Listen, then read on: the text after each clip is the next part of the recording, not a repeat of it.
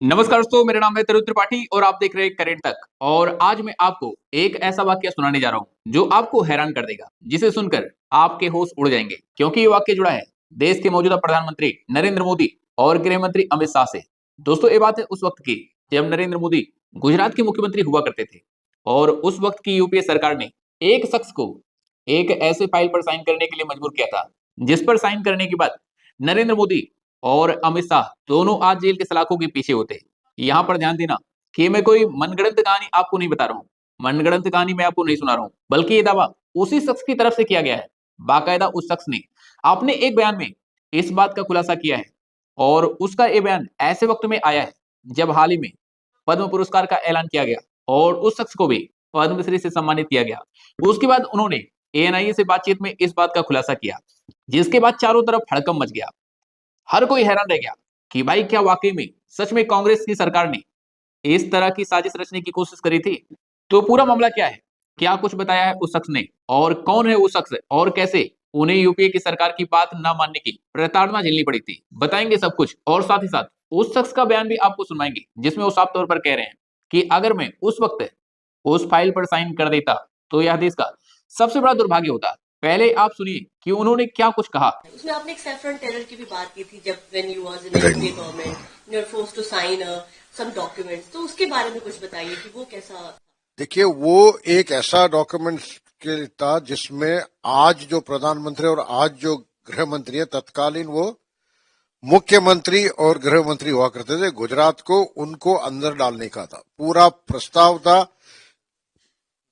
प्रस्ताव था, उनका पूरा प्लान था, एक ब्लूप्रिंट था। अगर वो उस वक्त नहीं कर पाता, अगर मैं साइन कर देता तो शायद आज हिंदुस्तान का जो भाग्य है बिल्कुल ही और ही दुर्भाग्य हो जाती।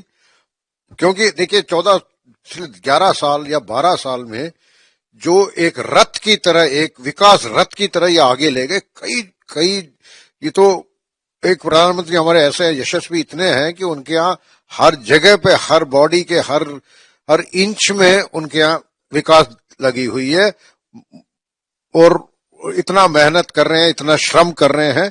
तो ये बहुत ही, we should be proud that he is our prime minister. और उसी तरीके से गृह मंत्री जी भी मैं तो उनको कहता हूं, उनके हर इंच, बॉडी के हर इंच में दिमाग है, बुद्धि है, इतने बुद्धिमान है, एकदम एकदम पकड़ लेते हैं। तो ये जो चीज है, ये जो क्वालिटी आई है, इसको रोकने का एक पूरी षड्यंत्र रचा गया था और उस वक्त वो रोक दिया गया था। संभवतः कौन से ईश्वर की इच्छा थी, गणेश की इच्छा थी, जो मेरे हाथ से ये काम अच्छा हुआ। असल में जिस शख्स को आप सुन रहे थे उनका नाम है आरबीएस मणि और गृह मंत्रालय के अंडर सेक्रेटरी के तौर पर इन्होंने काम भी किया है। आपको बता दें कि अभी हाल के दिनों में जब इन्हें पद्मश्री से सम्मानित किया गया, तो फिर इन्होंने उसके बाद मीडिया के सामने आकर एक बहुत बड़ा खुलासा किया। इन्होंने कहा कि ये बात है उस दौर की जब कांग्रेस का शासन था और उनके टाइम में मुझ पर यह दबाव बनाया गया था कि मैं एक ऐसे हलफनामे पर हस्ताक्षर कर दूं, मैं एक ऐसे हलफनामे पर साइन कर दूं जिसके बाद ये बात साबित हो जाए कि नरेंद्र मोदी और अमित शाह दोनों दोषी है और उनको जेल की सलाखों के पीछे पहुंचा दिया जाए। आपको बता दें कि आरवीएस मणि ने गणतंत्र दिवस के मौके पर भी मीडिया से बातचीत के दौरान कहा कि अगर उन्होंने साल 2009 के आसपास, यानी कि जिस वक्त कांग्रेस की सरकार थी, अगर वो कांग्रेस की सरकार के दबाव में आकर हल्फनामे पर साइन कर दिए होते तो आज भारत का भविष्य अलग होता। नरेंद्र मोदी और अमित शाह जेल की सलाखों के पीछे होते। उनका आरोप ये भी है कि यूपीए सरकार के दौरान तत्कालीन गृह मंत्री पी चिदंबरम के कार्यकाल में उन पर इस तरह का दबाव बनाया गया था, उन पर इस जहां मामले में दूसरा हलफनामा तैयार करने के लिए कहा गया था और उस पर हस्ताक्षर करने के लिए भी दबाव डाला गया था। आरवीएस मणि ने खुलासा किया कि उस वक्त की केंद्रीय एजेंसियां और सरकार का मुख्य लक्ष्य सफेद दाढ़ी यानी कि नरेंद्र मोदी और काली दाढ़ी यानी कि अमित शाह को किसी भी तरीके से फंसाकर जेल में भेजना था। मणि ने यह भी बताया था कि हलफनामे में स्पष्ट किया गया था कि इसरा जहां लश्कर तैयबा की आतंकी थे, लेकिन राजनीतिक लाभ के लिए दूसरे हलफनामे में उसे निर्दोष दिखाने की कोशिश करी गई थी ताकि जो गुजरात का जो तत्कालीन नेतृत्व है उसको घेरा जा सके।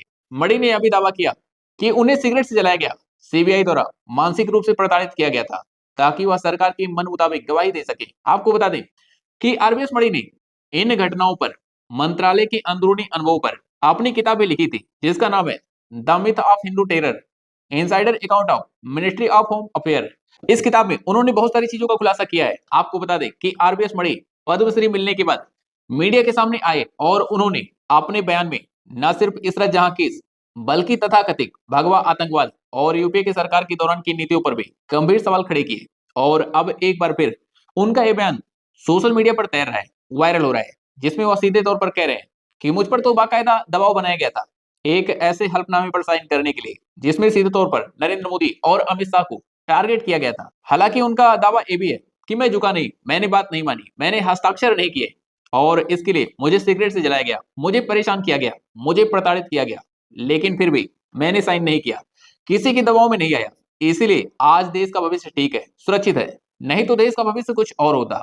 आज देश और दुनिया में, ये बात मैं अपनी तरफ से कह रहा हूं, आज देश और दुनिया में क्या पता भगवा आतंकवाद चल रहा होता। फिलहाल तो आरबीएस मणि के इस बयान पर आप क्या कुछ कहना चाहेंगे? अपनी राय हमें कमेंट में जरूर बताइए।